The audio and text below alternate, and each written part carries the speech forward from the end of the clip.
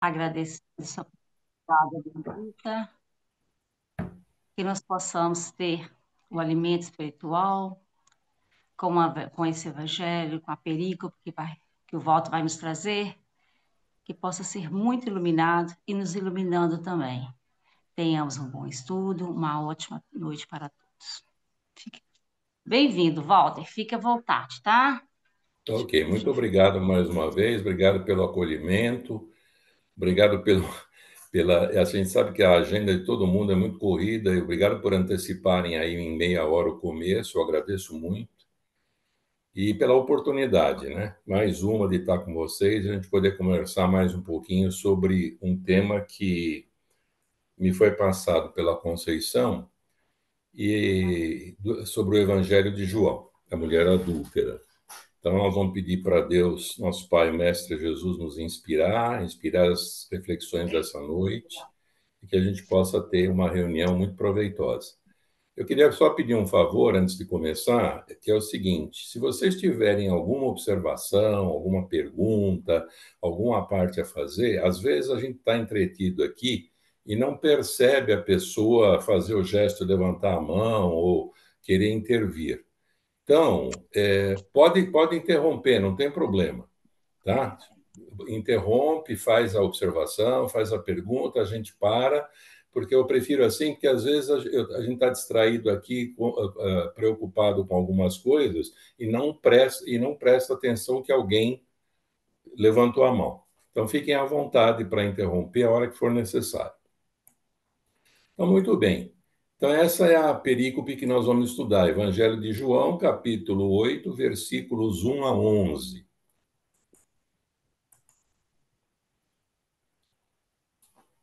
E aí ele diz o seguinte: Jesus, porém, foi para o Monte das Oliveiras. De madrugada, ele foi novamente para o templo. Todo o povo vinha até ele e, após sentar-se, os ensinava. Os Você não quer escribas tomar um e pouquinho? fariseus conduzem uma Você não quer mulher. só tomar um gole aqui para ver? Manda Tá você dando ligar o para ver, não? microfone, que eu não estou conseguindo desligar o B, eu estou tentando aqui, não estou conseguindo, tá bom?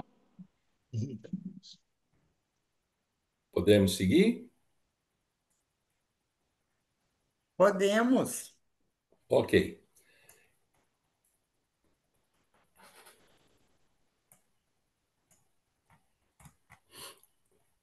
Então vamos lá. Os escribas e fariseus conduzem uma mulher apanhada em adultério e a colocam de pé no meio. Dizem a ele: Mestre, esta mulher foi apanhada em flagrante adulterando. Esclarecendo aqui que essa tradução que eu estou trazendo aqui é do Haroldo Dutra Dias, tá? Existem outras traduções sobre esse tema, sobre essa perícope. 8:5. Na lei, nos ordenou Moisés serem apedrejadas tais mulheres. Portanto, que dizes tu? Diziam isto testando-o, para terem do que o acusar. Jesus, porém, curvando-se para baixo, escrevia na terra com o dedo. Mas como continuavam a interrogá-lo, desencurvou-se e lhes disse: Quem dentre vós estiver sem pecado, atire sobre ela a primeira pedra. Inclinando-se novamente, portanto, ele se inclina pela segunda vez, escrevia na terra. Os que tinham ouvido saíam um por um, começando pelos mais velhos. Ele foi deixado sozinho e a mulher estava no meio. Desencurvando-se, Jesus disse a ela: Mulher, onde estão? Ninguém te condenou? Disse ela: Ninguém, Senhor. Disse Jesus: Nem eu te condeno. Vai e a partir de agora não peques mais. Então, essa é a perícope toda, né? Para a gente ter uma visão do que é essa perícope em termos evangélicos. Então, nós vamos começar a analisar esses versículos. Só que antes, a gente precisa mencionar o seguinte. Primeiro, uma das coisas que se discute entre os estudiosos é a autenticidade dessa narrativa sobre Jesus e a mulher apanhada em flagrante adultério. E existem evidências tanto a favor da autenticidade como contra a autenticidade, né? Dizendo que essa narrativa não é uma narrativa autêntica. Existem também discrepâncias sobre a correta localização dessa perícope dentro dos evangelhos, né? Quer dizer, muitos historiadores dizem que o lugar dessa perícope não é onde está no Evangelho de João, mas ela deveria ser colocada em outro local, em outro evangelho. Então, existe muita discussão com relação à perícope. E com relação a essa localização, né, o fato é que, durante muitos séculos, durante muito tempo, esse relato de João não teve um lugar definitivo. Primeiro, porque ele não faz parte de nenhum manuscrito grego, né? E ele só aparece em manuscritos gregos a partir do século V da era cristã. Se a gente recorrer aos pais da igreja, né, que eram aqueles escritores cristãos influentes, teólogos, líderes que viveram nos primórdios do cristianismo, eles também não se referem a essa perícope nos primeiros 11 séculos depois do Cristo. Então, diante desses fatos, muitos historiadores questionam a autenticidade dessa passagem, né? Então, alguns acreditam que essa passagem ela pertence à tradição oral e que a história não faz parte original no registro dos evangelhos como autêntica. Durante esse tempo todo, ela teria sido preservada no conhecimento de alguns segmentos da igreja cristã, até que ela foi encaixada no Evangelho de João. Então, essa é uma primeira discussão que surge sobre a localização e a autenticidade dessa passagem. Então, nós vamos ali para o primeiro versículo. Jesus, porém, foi para o Monte das Oliveiras. Quando a gente lê esse versículo, a gente parece que isso não é o começo, está quebrado, parece que faltou alguma coisa antes. Por que João começa a perícope dizendo Jesus foi para o Monte das Oliveiras? O que estava acontecendo ali para começar o capítulo 8 com esse tipo de versículo?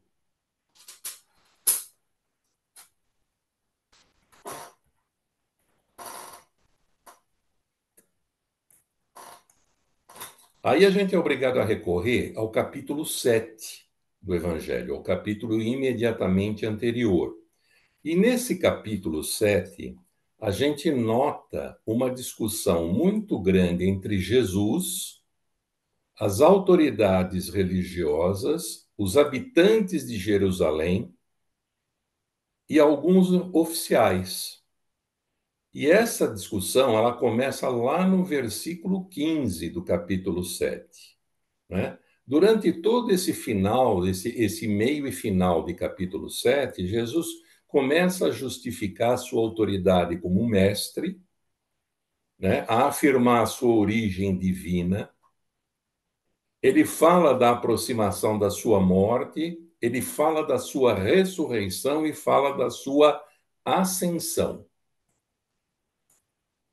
E essas mensagens de Jesus produzem reações diferentes nos variados públicos que o ouvem. E essas reações é que começam a propiciar esse tipo de discussão entre Jesus e quem o ouve. Então, quando a gente chega no final do capítulo 7, no último versículo, no versículo 53, o versículo diz o seguinte: E cada um foi para a sua casa. Terminou a discussão, cada um foi para a sua casa. Se a gente emendar com o 8:1, Jesus, porém, foi para o Monte das Oliveiras. Aí começa a fazer sentido. Não parece tão quebrado como se a gente deixar de analisar o 7:53.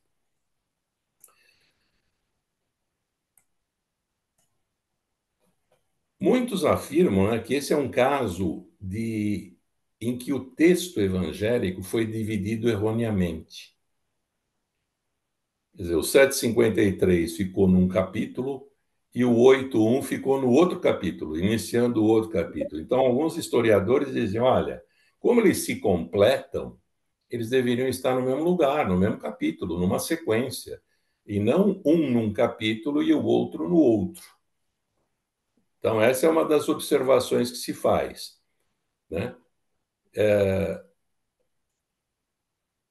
Jesus costumava passar a noite ao ar livre, a gente sabe disso. Ele aproveitava para orar, ele aproveitava para meditar, ele aproveitava para ficar em silêncio, não é verdade? Então, começa a fazer sentido quando terminou mais um dia de pregação, mais um dia de discussões, mais um dia de ensinamento, cada um foi para a sua casa e Jesus foi para o Monte das Oliveiras. E o Monte das Oliveiras aqui é significativo, né? Primeiro porque pela localização dele, né? Ele é um dos montes mais elevados da localização onde ele está.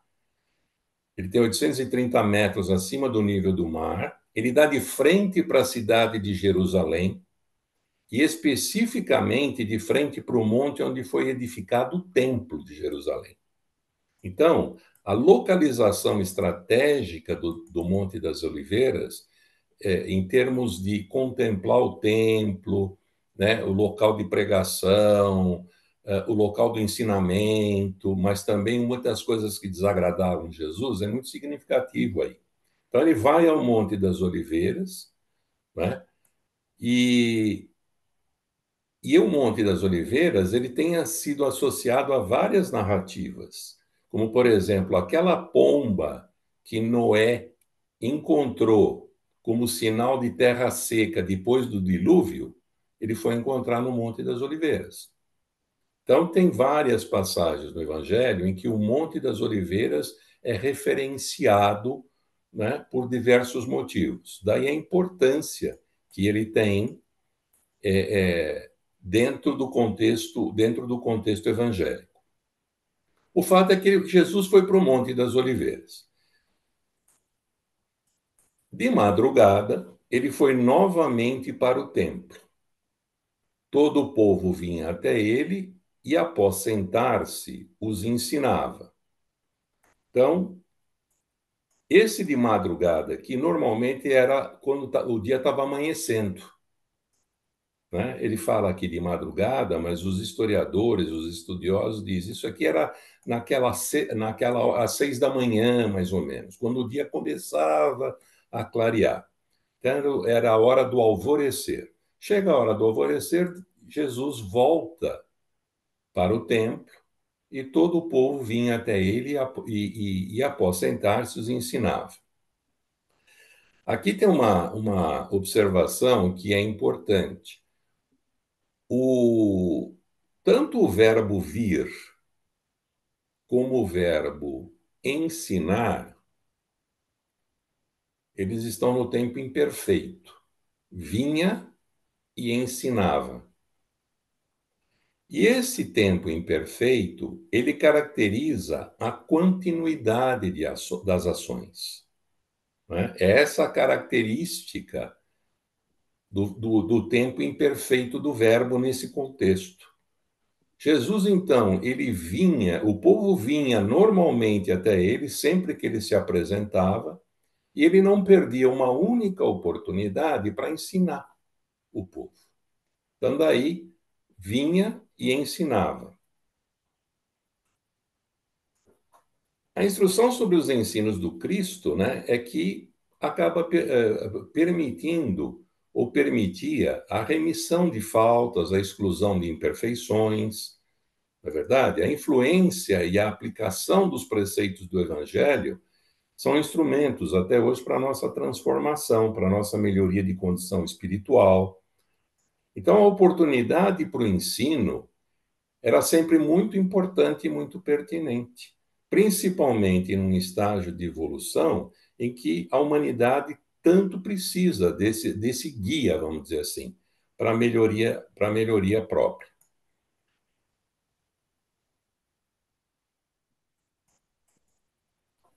Os escribas e fariseus conduzem uma mulher apanhada em adultério e a colocam de pé no meio. Então vamos ver aqui uma coisa. Primeiro, esse apanhada, a tradução que o Haroldo dá, que alguns historiadores dão, é surpreendida, flagrada em adultério, né? Então a gente pode ler em algumas traduções, em vez de apanhada, surpreendida, flagrada. Esse é o sentido da tradução. Se a gente olhar esse versículo, a gente vê que os fariseus conheciam muito da lei, mas eles ignoravam uma coisa que Jesus pregava muito, que era a misericórdia, né? Eles não se importavam com o sentimento alheio, eles davam muito pouco valor à alma. E no caso da adúltera,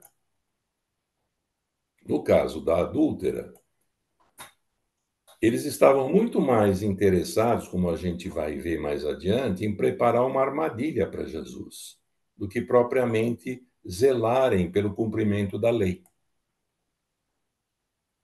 E a armadilha pretendida colocaria Jesus numa situação de condenar a mulher, o que representaria execução por apedrejamento, ou libertá-la contrariamente à lei mosaica. Assim, qualquer dessas escolhas que Jesus fizesse, ela seria usada como instrumento de acusação contra ele. Além disso, né, os rabinos, eles tinham opiniões muito depreciativas em relação à mulher. Os escritos rabínicos, eles apontavam o adultério como um pecado extremamente grave. Os escritos antigos falavam da época da vinda do Messias e que nessa época haveria um crescimento da imprudência e a multiplicação de adultérios.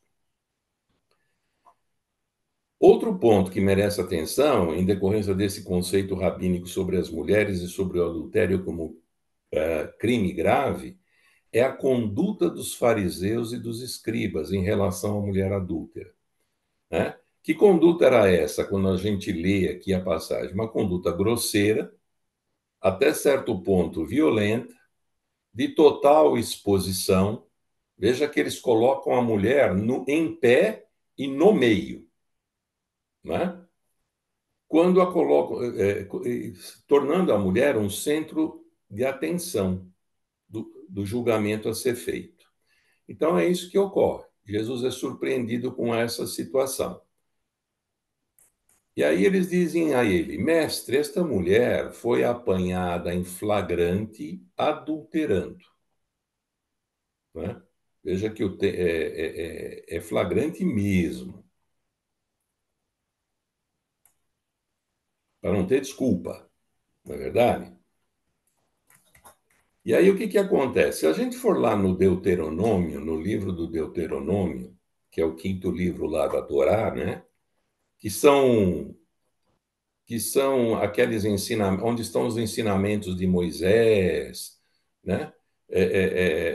E o livro acaba funcionando como uma releitura dos mandamentos divinos, com Moisés exortando o povo a se lembrar, obedecer e guardar a aliança com Deus. Lá no capítulo 19, no versículo 15, no Deuteronômio, a gente encontra o seguinte: uma só testemunha contra alguém não se levantará por qualquer iniquidade. Então, você ter só uma testemunha de um fato que poderia ser considerado um crime não era suficiente. E o versículo ainda diz: seja qual for o pecado que cometeu. Agora, pela boca de duas testemunhas ou pela boca de três testemunhas, o fato se estabelecerá. Então veja que quando eles levaram a mulher e colocaram a mulher na frente de Jesus, pedindo a Jesus um julgamento, o que eles buscavam era o testemunho do fato, para poder condenar a mulher. Então a acusação de adultério, ela só se tornava legal quando confirmada por pelo menos duas testemunhas. Só havia um caso que era exceção, que era o testemunho do próprio marido que suspeitasse que a sua mulher o tivesse traído. Então, esse testemunho do marido traído, a suspeita, a alegada suspeita, seria suficiente para a condenação. Em outros casos, necessitaria pelo menos de duas testemunhas. Então, o que a gente vê nessa situação, né? Primeiro, o flagrante, a natureza agravada do crime de adultério. Em acréscimo, o sentimento de posse da mulher pelo homem. E esse sentimento de posse trazia um desrespeito,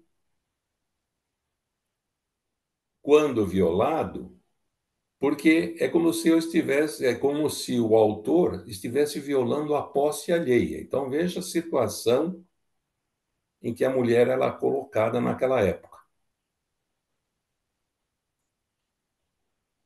Eu queria dar uma paradinha aqui, saber se está dando para acompanhar, se há alguma observação.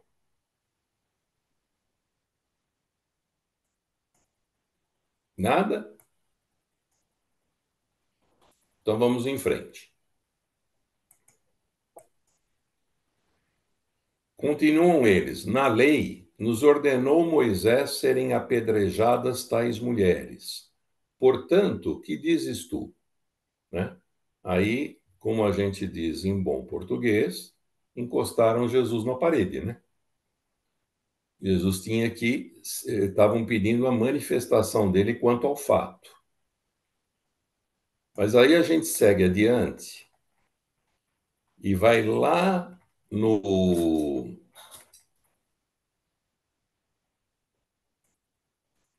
livro, no Levítico, que é outro livro da Torá. E lá diz assim: se um homem cometer adultério com a mulher de outro homem, com a mulher do seu próximo, tanto o adúltero quanto a adúltera terão que ser executados. No Deuteronômio precisava de duas testemunhas, mas no Levítico está a base para a condenação dessa mulher. Só que abrange também aquele que pratica, o autor do adultério também, né? Então, tanto o homem quanto a mulher serão executados. E qual era a pena do adultério? Era a morte, né? Morrerão o homem que se deitou com a mulher e a mulher. E assim, diz o Levítico, tirarás o mal de Israel. Era uma forma que a lei via de limpar o mal, sancionar o mal, né?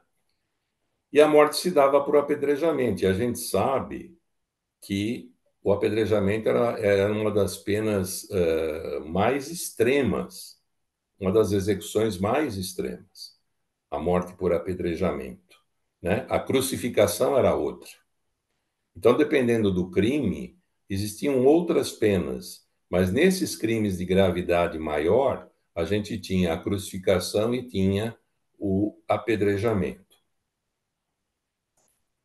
Então, o apedrejamento era a pena capital, né? E ele também se aplicava, por exemplo, em crimes de blasfêmia, em crimes de adivinhação, de invocação de espíritos, né? Em crimes que eles chamavam de sedição, que era incitar ou instigar desordem civil. Então, todos esses crimes eram punidos com a pena capital de apedrejamento. Então, fica a pergunta: o que dizes tu, Jesus, sobre esse fato? Diziam isto testando-o, para terem de que o acusar. Jesus, porém, Já curvando-se para começou? baixo, Mas tá cedo. Jesus, porém, curvando-se para baixo, escrevia na terra com o dedo.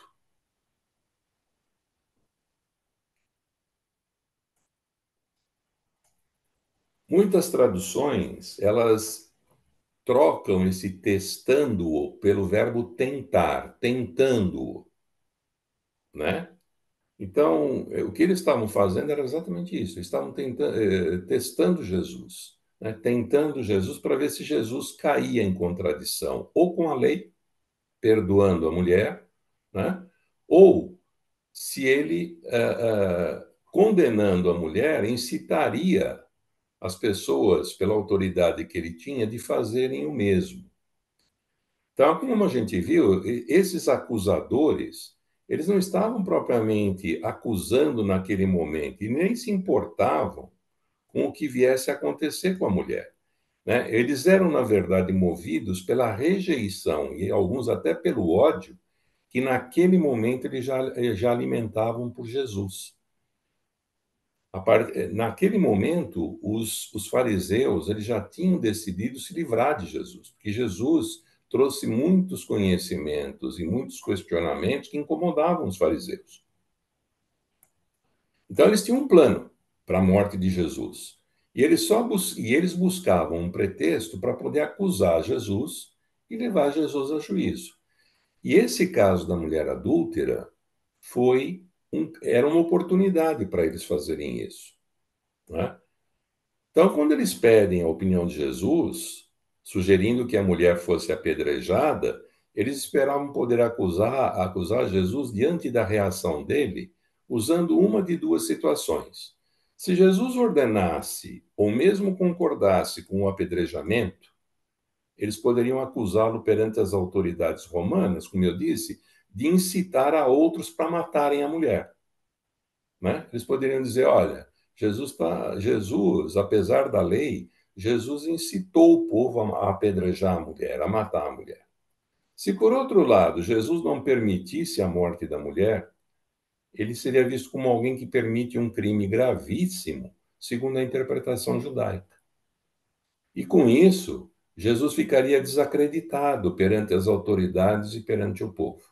Então, é um pouquinho aquela história: se correr o bicho pega, se ficar o bicho come, né? Só dependia das consequências. Mas Jesus, que conhecia aquela turma como ninguém, né? E conhecia todos nós, e conhece a todos nós, o que ele faz?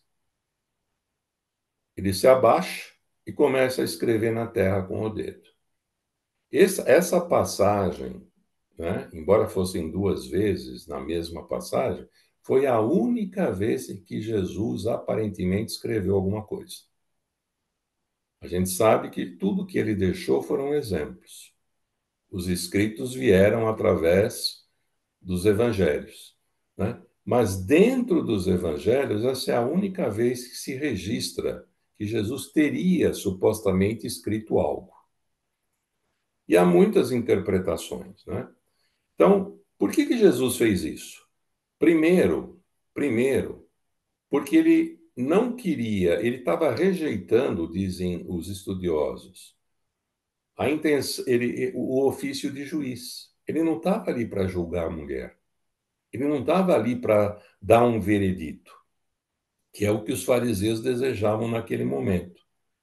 Então, o fato de ele abaixar, nada dizer e começar a escrever alguma coisa, É como se ele estivesse ignorando a pergunta que foi feita a ele num primeiro momento. É como se ele não tivesse escutado. E mais, ele poderia responder, mas ele não estava ali para julgar. Então, essa paradinha, esse momento em que Jesus se recolhe, se agacha e começa a escrever, é um momento em que ele procura mostrar que o julgamento não cabia ali. Não cabia a ele julgar. Uma grande curiosidade que a gente tem é saber o que Jesus escreveu, né? No chão. E ninguém sabe dizer o que ele escreveu. Não há registro, que até onde eu conheça, não há registro nos estudos que digam o que ele escreveu. Nem nesse momento e nem no momento subsequente que a gente vai ver. O fato é que este momento representa um alerta para os fariseus. Então Jesus curvou-se para baixo e escrevia na terra. Mas como continuavam a interrogá-lo, né? Ele desencurvou-se e lhes disse: quem dentre vós estiver sem pecado, atire sobre ela a primeira pedra. Então vamos entender um pouquinho esse versículo. No Deuteronômio, se a gente voltar lá no Deuteronômio, no capítulo 17, versículo 7, existe uma disposição que diz assim: a mão das testemunhas será a primeira contra o acusado, para matá-lo. Então, veja, quem testemunhasse o adultério da mulher, sendo ela condenada, as testemunhas seriam as primeiras a lançar as primeiras pedras. Isso por força da ritualística do Deuteronômio. Depois, diz o versículo 7, a mão de todo o povo. Assim eliminarás o mal do meio de ti. E esse era um princípio conhecido pelos fariseus, né? Então, vocês imaginem, por exemplo, Jesus influenciando pelo apedrejamento,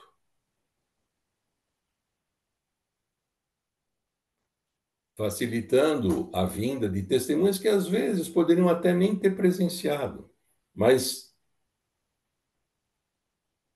empolgados pelo momento, induzidos pelo momento, poderiam prestar contra a mulher até um falso testemunho. E seriam, pela lei, os apedrejadores, né? Os que começariam o apedrejamento. Então, esse é um versículo que descreve o procedimento para a execução de um condenado em Israel, né? As testemunhas começam o apedrejamento e depois o resto do povo vem atrás. Agora, Walter, diga. desculpa que eu não tenho uma mãozinha aqui para levantar. Não, É, não, pode interromper. quando Jesus começa a escrever, eu não sei por que veio na minha cabeça esse momento. Jesus começa a escrever os pecados das pessoas que estavam presentes, os nomes e os pecados. A gente, eu te agradeço, realmente não consegui levantar isso, mas a gente pode, depois, se você puder, André, Ok, a gente pode pesquisar um pouco mais, viu? Eu ok. dei uma olhada nisso. O que a gente vai encontrar mais adiante é na hora que o pessoal começa a sair, quando Jesus fala, aquele que não tiver pecado, eles tinham medo que Jesus os identificasse como pecadores e muitos deles como adúlteros. Entendi. Isso eu consegui levantar pelos historiadores. entendeu? certo. Agora, o que ele Sim. realmente escrevia ali, eu não consegui levantar, mas eu vou pesquisar melhor isso. E se a gente Tá achar ok. alguma coisa, eu acho que isso é importante, porque isso é uma curiosidade que todos nós temos. O que ele escreveu? Ele nunca escreveu nada. O que ele escreveu ali? Tá, é interessante isso. Né? Obrigado. Fica a curiosidade mesmo. Mas te Ok. agradeço. Vamos dar uma olhada nisso, tá? Obrigado. Imagina, eu que agradeço você. Então, veja, tem uma expressão aí nesse versículo que é muito importante, né? Aquele que não tiver pecado.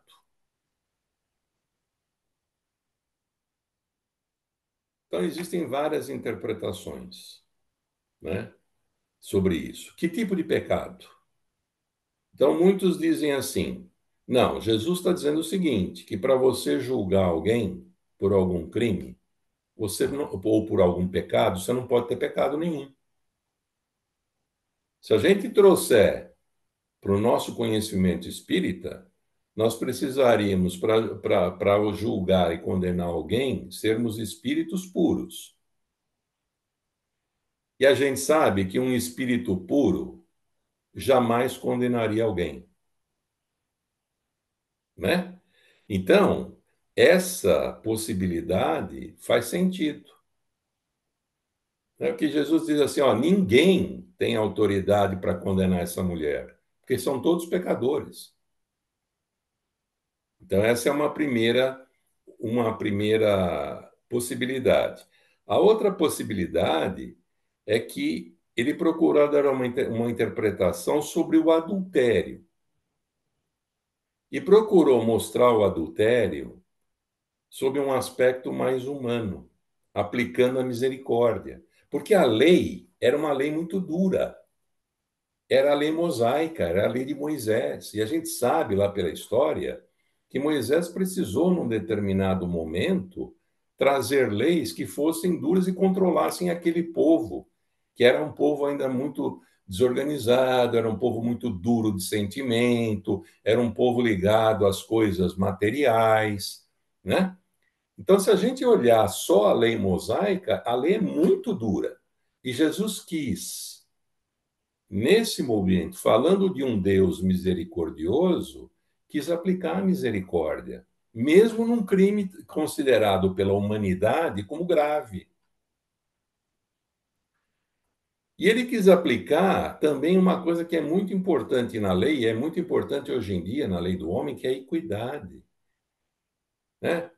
Aqui no meio, ele está dizendo, tem muito adúltero.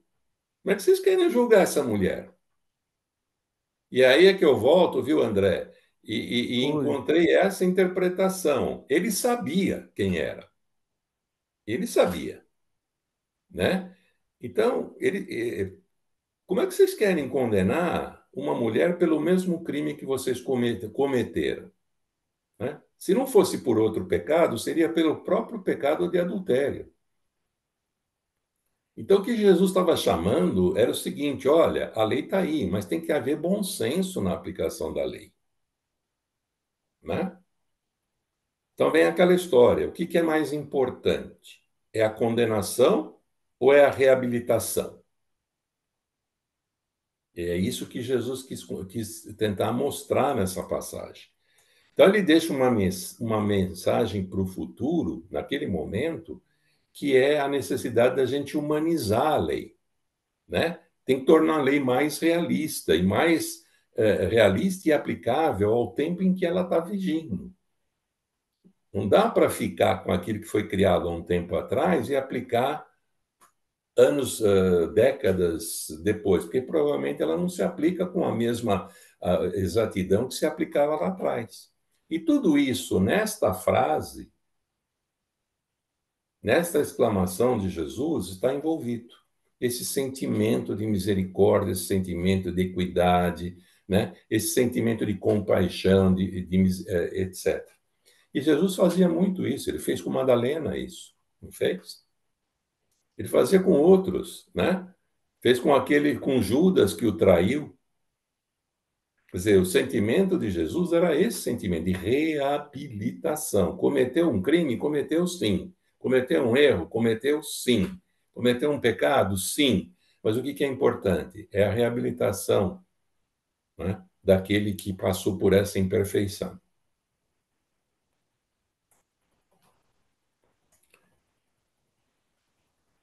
A expressão sem pecado, então, ele tem, como eu disse, ela tem várias interpretações. Primeiro, né, pode ser aquele que não tem pecado nenhum. No nosso caso, será um espírito puro, tá certo? Ele também podia estar se referindo àqueles que não tivessem pecados da mesma natureza, que eram adúlteros, né? Então, como é que vocês querem julgar? Tá certo?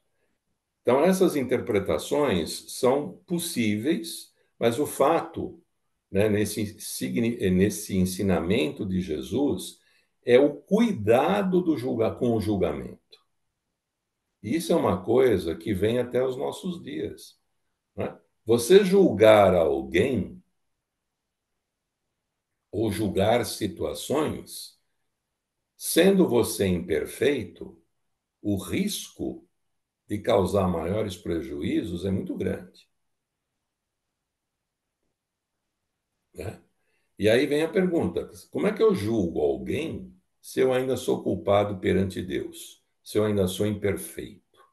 Se eu ainda tenho resgates a realizar? Se eu ainda tenho imperfeições a corrigir, né? Portanto, se a gente faz julgamento, esse julgamento tem que ser em relação a quem? A nós mesmos, né? Ele tem que ser em relação aos nossos sentimentos, aos nossos pensamentos, às nossas palavras, às nossas ações. Quer dizer, em vez de ficar julgando os outros, vamos julgar a nós mesmos, vamos ver como é que a gente se comporta. Então, essa é a ideia. Outra coisa, quando a gente olha aí, atire sobre ela a primeira pedra, essa palavra, essa expressão, atirar sobre, é uma demonstração de superioridade do julgamento. Quando a gente se propõe a julgar algo ou alguém, né, a gente se coloca numa posição de superioridade. Como se o fraco, se o infrator fosse a pessoa e eu não sou infrator de nada. Então veja que até a expressão atire sobre é uma expressão que mostra superioridade. Tudo bem até aí, pessoal? E aí, André, para deixar a gente mais curioso, ele se inclina novamente e começou a escrever de novo, né?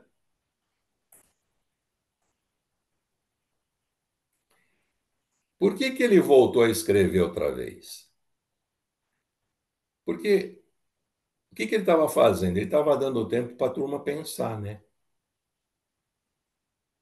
Ele falou, não veio a resposta que eles esperavam, de um lado ou de outro, falhou a tentativa de encostar em Jesus na parede, e aí o que ele faz? E ele sempre fazia isso.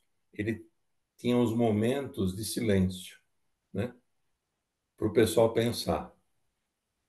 Faz a consciência funcionar. Vê se aquilo que eu estou falando cria algum tipo de raiz na consciência de vocês,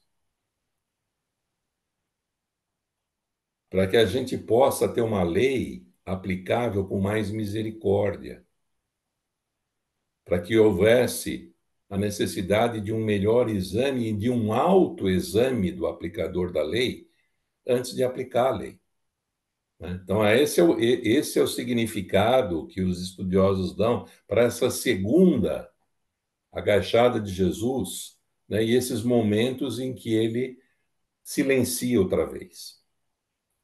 Então, era um protesto silencioso, né? Primeiro, contra a atitude de quererem colocá-lo como juiz, né? Juiz principalmente de uma causa injusta. Segundo, pela frieza na aplicação da lei.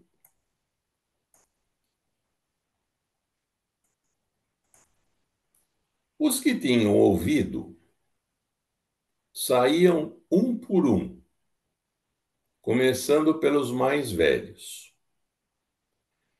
Ele foi deixado sozinho e a mulher estava no meio. Coitada da mulher estava lá, em pé, saía dali.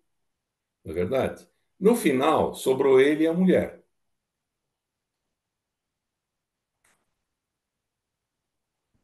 Então vamos entender um pouquinho o seguinte. Está confirmado historicamente que muitos rabinos na época viviam em adultério. Então é um pouco do que você falou, André. Muitos dos que estavam ali, Jesus sabia que eram adúlteros, né? E aí, esses que ali estavam, eles temiam que Jesus, quando se levantasse pela segunda vez, pudesse apresentar algum testemunho contra eles, né? Contrariando os desejos de evitar que o segredo deles viesse a público. Você imagine se Jesus levanta e aponta, né? Ó, o que você está querendo? Você é adúltero, você é adúltero, você é adúltero. Imagine o que ia virar aquilo ali. Então, quando Jesus abaixou pela segunda vez para escrever no chão, essa turma aproveitou para sair, né? Falou, antes que a coisa engrosse, já que deu errado, vamos sair daqui, né? Pelo menos o segredo nosso fica guardado, entendeu? Aí os historiadores diziam assim, olha, se culpados ou não, não dá para saber. Jesus sabia, mas a gente não consegue saber, né? Mas isso não impediu que a consciência de cada um os acusasse de algum mal. Se não pelo pecado do adultério, mas por outros pecados, às vezes até mais cabeludos, né? E aí isso trouxe um incômodo muito grande, porque eles estavam na presença de Jesus e eles preferiram, então, devagarinho, sem muito alarde, saindo de mansinho. Tá certo? E aí, o que significa essa expressão, né? Retiraram-se começando pelos mais velhos. Primeiro, os historiadores, os estudiosos dizem assim, primeiro é uma certa ordem. Eles não foram saindo tudo uma vez, né? Um atropelando o outro. Primeiro, uma ordem, tá certo? Por quê? Porque o mais velho é aquele que já viveu mais. E tendo vivido mais, pelo tempo de vivência, talvez eles se lembrassem de um maior número de pecados e isso tivesse uma maior carga na consciência deles. Então, por isso é que ele diz: os mais velhos, os mais vividos, aqueles que já pecaram mais e que têm isso na sua consciência, esses aí foram os primeiros a serem atingidos por aquele ensinamento de Jesus. E foram os primeiros que já foram saindo, né? O fato é que eles saíram numa certa ordem, começando pelos mais velhos, e no final não havia um sequer ali que quisesse julgar ou apedrejar a mulher. E Jesus fica sozinho com ela. Aí ele se levanta outra vez, né? Ele se levanta novamente.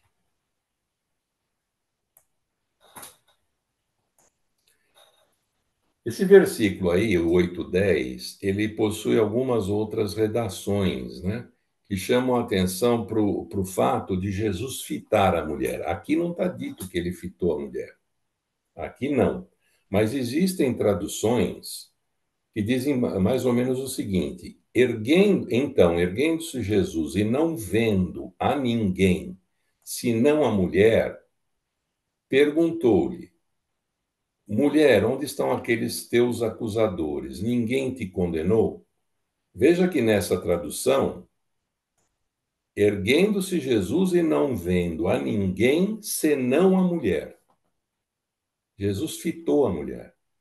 Jesus encarou a mulher, né? Jesus se dirigiu à mulher, ao contrário da postura dos demais, que tratavam-na com uma coisa, com um instrumento de manobra contra Jesus.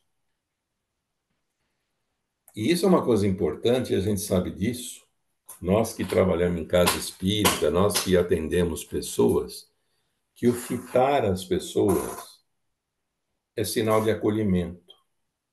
Quando a pessoa se dirige a você e você olha nos olhos da pessoa, você encara a pessoa, isso é sinal de atenção, isso é sinal de que ela está sendo ouvida, isso é sinal de que você a está acolhendo, né? E no caso de Jesus, quando ele faz isso, ele mostra toda a atenção e a consideração que todos nós merecemos como filhos de Deus. Que, embora ainda momentaneamente imperfeitos, cada um de nós merece o crédito para se reerguer, para se melhorar. Essa é a misericórdia, né? Que ele estava querendo começar a mostrar ali. O Deus misericordioso e não mais o Deus punitivo. Então, esse versículo, ele traz esse pormenor, né? Da atenção, do acolhimento de Jesus para com aquela pecadora.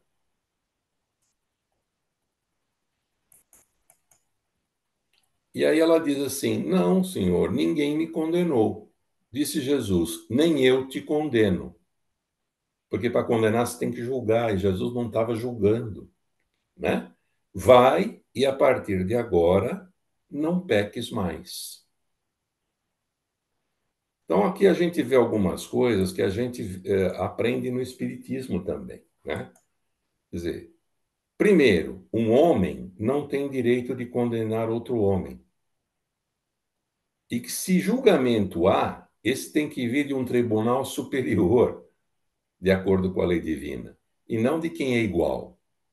É a história da equidade, né?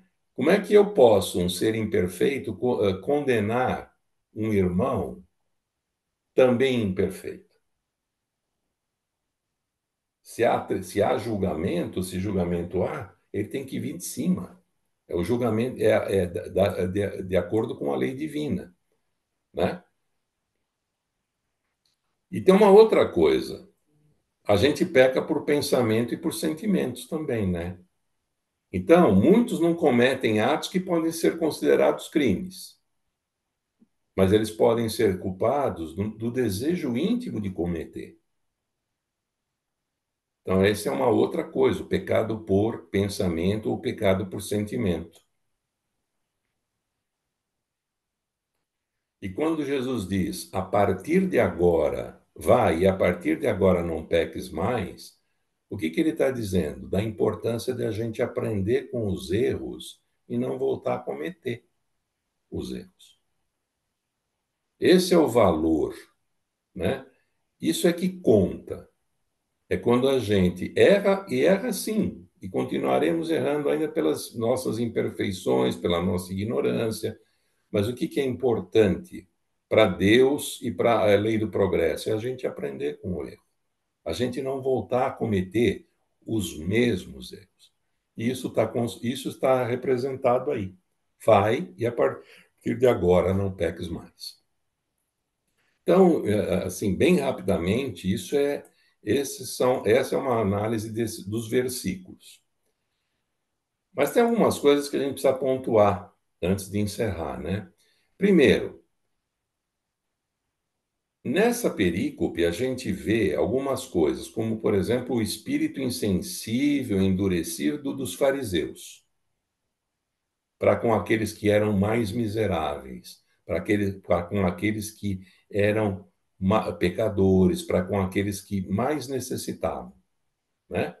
Segundo, a gente vê a brutalidade com que eles arrastaram a mulher diante de Jesus, demonstrando o quê? Falta de misericórdia, né? A gente vê o orgulho dos fariseus, vê a sutileza, né, que eles empregaram para pegar Jesus numa armadilha, né? Eles sabiam que Jesus iria querer salvar a mulher da morte por apedrejamento.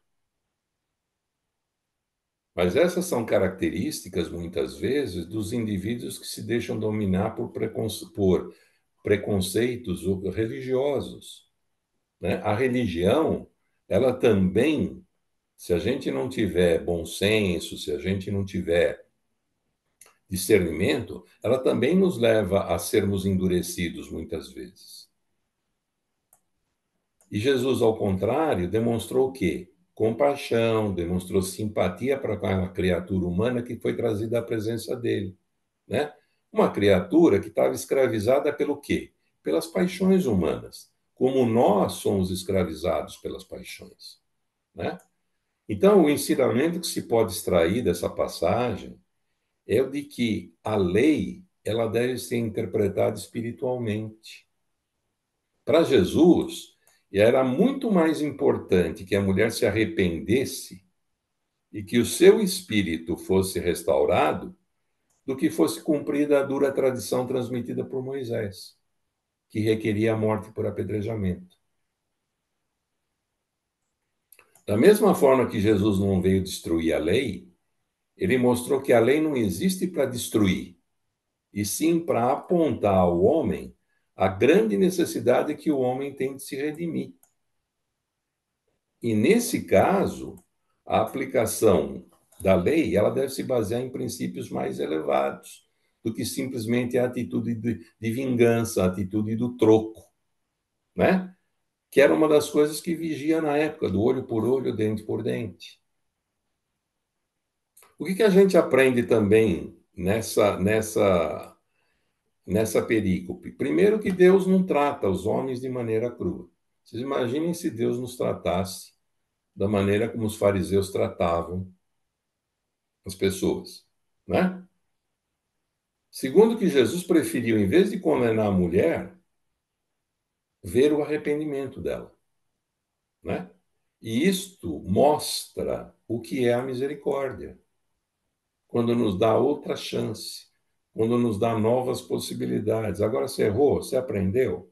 Então vamos lá de novo. Vamos ver se agora não erra mais, né? Depois Jesus mostrou que a interpretação da lei ela tinha que ser menos severa, menos e mais amorosa, tá certo?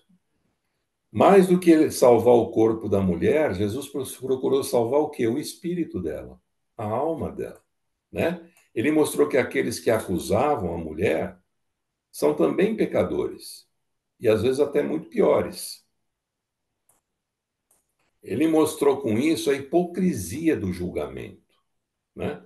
Porque se a gente olhar, dificilmente a gente encontra um homem qualificado a julgar o seu semelhante. Então, Jesus trouxe a noção do perdão. O perdão aparece nessa perícope de uma forma velada. Ele não está explícito aí. Mas o que Jesus fez? Foi perdoar a mulher, né? Quando ele não julga e dá a ela uma nova oportunidade, o que ele está fazendo? Você está perdoada. Vai em frente. Em resumo, né, ele mostra para a gente a necessidade de a gente considerar, da gente se considerar em humanidade com mais simpatia, com mais condescendência, né? Julgar menos, tá certo?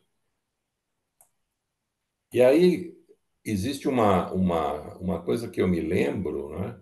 Que dizia assim, olha, se você vai julgar alguém por uma falta cometida, pensa se você no lugar dele não teria feito a mesma coisa ou até pior. Não é verdade? A gente fala mal de determinadas pessoas, determinadas posições dentro da sociedade, etc. Mas será que no lugar dessas pessoas, pela influência do meio, nós não estaríamos também numa situação parecida? Então, antes de julgar, a gente considerar isso, né? Isso chama-se empatia, isso chama-se indulgência, isso chama-se acolhimento. E aí, quando Jesus diz, aquele que não tiver pecado, atire a primeira pedra, o que ele está dizendo? Que adúltero não é só aquele que trai, sexualmente falando, porque adultério significa infidelidade, transgressão, violação, né? Mas adúltero é todo aquele que trai a confiança de Deus, por exemplo. quando a gente infringe a lei divina, né? Adúltero é aquele que rompe os laços de amor com o divino, quando privilegia a si próprio aos seus interesses, externa o seu egoísmo, o seu orgulho, a sua vaidade, em detrimento dos outros. Portanto, nessa nossa fase de evolução, se a gente olhar bem, adúltero todos nós somos. Pecadores todos nós somos, não é? E é por isso que não nos cabe julgar o outro e atirar a primeira pedra. Então, essa é uma reflexão que essa passagem traz para nós. Como é que a gente tem procedido, né? E a gente sabe que a gente pode começar isso, essa análise, essa reflexão, dentro da própria casa da gente, com os nossos familiares, né? Como é que tem sido o nosso olhar, principalmente para aqueles que a gente julga que são mais difíceis de se conviver, né? Como é que tem sido o nosso olhar para aqueles que a gente julga ou que se dizem nossos adversários? Porque é aí que a gente prova a nossa misericórdia. Porque a gente julga aquele que a gente acha que está errado. Mas o que é estar errado, não é verdade? O que é estar errado? O que é estar em pecado? O que é falhar? E a nossa concepção sobre tudo isso, ela ainda é muito variável de acordo com o tempo, com o nosso conhecimento, com o nosso sentimento. Então veja que as bases de um julgamento são muito falhas, né? Elas são muito frágeis. E às vezes a gente causa grandes estragos por alguma palavra que a gente não coloca direito, por alguma insinuação que a gente faz, por alguma maledicência que a gente pratica, e causa estragos enormes, né? E tudo isso é uma coisa só: julgamento, atirar a primeira pedra. Então, basicamente, acho que era isso que a gente tinha para trazer, para colocar para vocês. Falei muito, espero que vocês não estejam muito cansados.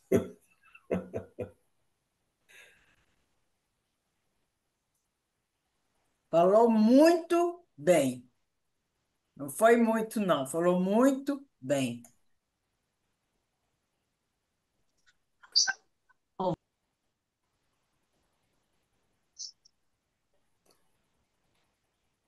Vera, será que tem algum questionamento, alguma observação para a gente conversar, não? Acho que foi muito claro, né? Muito explícito. Muito bom. Quer dizer, a única coisinha que ficou para trás ainda para a gente correr atrás é o que Jesus escrevia na areia, no chão, Muito né? interessante o questionamento do André. Eu nunca pensei nisso, mas agora eu vou pensar. Mas é uma Mas, curiosidade, né? Porque ele nunca escreveu nada. Aí, duas vezes na mesma perícope, ele abaixa e escreve no chão. Ah, mas o mas interessante, só o André pensou nisso. Verdade. é, o- o- boa noite. Eu estou sem a mãozinha, não pude levantar. Mas só que ela não pecou sozinha, né? Com certeza teria outra pessoa para trabalhar com ela durante esse pecado, correto? Por que que ele também Certo. não veio?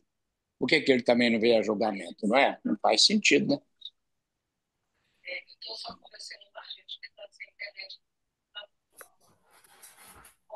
E, Interessante. Eu já ouvi alguém falou a sequência desse caso. Dizem que Jesus falou então que ela podia ir e que ela se retirou por uma casa afastada e que ele disse que não pegasse, mas que ela começou a acolher as pessoas, precisava ajudar as pessoas. E ela estava muito arrependida. E uma vez ela procurou Jesus e Jesus que ela queria, que queria o perdão do marido. E Jesus falou para ela acalmar que ela teria tempo hábil para isso. Eu não sei se alguém já ouviu falar isso. Me fizeram, não sei qual livro. E tempos depois, o marido doente foi acolhido por ela e ele não a reconheceu.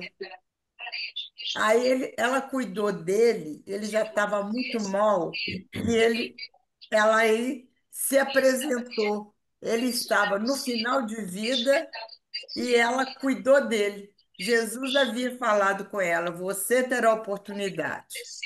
Eu achei muito interessante. Foi algum estudo que eu fiz. Achei muito interessante que ninguém conta a continuação. Foi o Fernando, né, que fez a pergunta? Sim, Tá. sim, Uma exato, das exato. coisas, essa tua pergunta, Fernando, ela só reforça duas coisas. Primeiro, o Uhum, desprezo que eles tinham pelas mulheres, uhum, né? Então, exato. embora houvessem dois culpados, né, eles escolheram a mulher. Segundo, é que eles não estavam com aquele fato querendo julgar a mulher. Eles queriam armar uma situação para Jesus para poder criar um caso contra Jesus, Exato. né? Então, Sim. essa tua colocação, ela pode evidenciar também isso, Uhum, né? Quer dizer, eles desprezavam as mulheres. Então, no caso do adultério, vamos pegar a mulher. A mulher que é adúltera.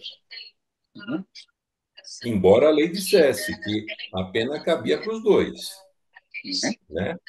exato. Exatamente. Só me ocorreu isso. Ô, Walter, Diga. nós agradecemos muito a sua presença, sempre nos esclarecendo, nos fortalecendo e fazendo refletir, né? Como que Jesus gostaria que nós agíssemos, né? Poder É. pensar assim, conversar, isso não é coisa de Jesus, não. Será que ele está gostando, né? Você fica à vontade, você tem um trabalho maravilhoso, cheio de luz na casa do Espírito, tá bom? Obrigado Então, pela semana oportunidade mais uma vez, pela paciência, pela alteração do horário, tá? nada. Será bem-vindo, se sempre quiser vir aí Patinga, tá? Aqui Tá todo mundo bom. vai te acolher, pode ficar tranquilo. Eu estou com aquele pão de queijo do começo da conversa na cabeça até agora, viu? Eu já estou com ele congelado, pode ficar tranquilo. Gente, vamos agradecer a todo mundo pela presença. A tia me cobriu hoje de ficar aqui, receber vocês. Espero que semana que vem estaremos aqui de novo. Agradeço a todo mundo, né? Ô, Vera, você quer fazer a prece final para nós? Você faz? Vamos, agradecendo profundamente ao Walter, né, que esclarece de uma forma mansa, suave, né, abrindo os nossos corações, e agradecendo a Jesus que veio iluminar o nosso caminho e que nós, ainda vacilantes, precisamos ser lembrados, mas devagarzinho nós chegaremos a esse destino de luz, agradecendo a espiritualidade amiga que está sempre amparando, socorrendo nos momentos mais difíceis.